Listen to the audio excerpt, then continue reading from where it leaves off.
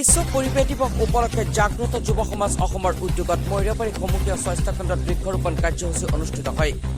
উক্ত কাৰ্যসূচীত মৈৰাবাৰী সমূহীয়া স্বাস্থ্য কেন্দ্ৰৰ ভাৰপ্ৰাপ্ত স্বাস্থ্য বিষয়া ডাক্তৰ সঞ্জয় পাঠকৰ লগতে বিশিষ্ট চিকিৎসক ডাক্তৰ আশৰাফুল ইছলাম, জ্যেষ্ঠ চিকিৎসক ডাক্তৰ এন দিহিঙীয়া উপস্থিত থাকি বৃক্ষৰোপণ কৰে।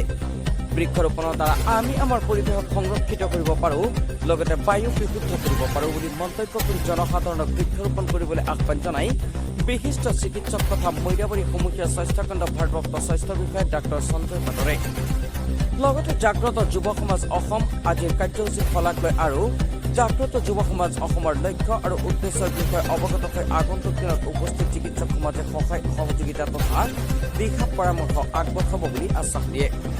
প্ৰথমতে মই সকলোকে আমাৰ জাগ্ৰত অসম জাগ্ৰত যুৱ সমাজ স্বেচ্ছাসেৱী সংগঠনৰ সকলো সদস্যকে মই মোৰ ফালৰ পৰা আৰু আমাৰ হস্পিটেলৰ ফালৰ পৰা আজি বিশ্ব পৰিৱেশ দিৱসৰ শুভেচ্ছা জ্ঞাপন কৰিছোঁ। আৰু এই দিনটো আমি আজি পালন কৰিছোঁ, আমি প্লান্টেশ্যন ডে এটা লৈছোঁ, প্লান্টেশ্যন প্ৰগ্ৰাম এটা কৰিছোঁ। আৰু তেওঁলোকে যে আজি আগবাঢ়ি আহিছে পৰিৱেশৰ প্ৰতি এটা এৱাৰনেছ কৰিবলৈ, তাকে মই শলাগ জনাইছোঁ।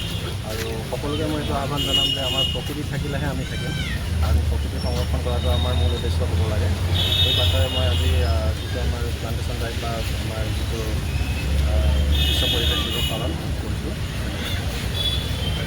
গছপুলি ৰূপায়ণ কৰে, প্ৰতি বছৰে কৰে, আজিও কৰিছে, আপুনি নিজে উপস্থিত আছিল? আগতেও কৰিছে, মই আগতেও এই অনুষ্ঠানত উপস্থিত আছিলোঁ। আজি মানে খুব ভালেই লাগিছে যে বিশ্ব পৰিৱেশ দিৱসৰ লগত সংগতি ৰাখি বৃক্ষৰোপণ কৰিছে। আগৰ ছাৰজনে ক'লেই যে গছ থাকিলে মানুহ থাকিব, স্বাস্থ্য আৰু বায়ুমণ্ডল সুস্থ থাকিবৰ কাৰণে গছ অত্যন্ত প্ৰয়োজন। আমি সকলোৱে গছ ৰোপণ কৰিব লাগে। গছ থাকিলেহে মানুহ থাকিব, জীয়াই থকা বৰ্তি থাকিব। তাকে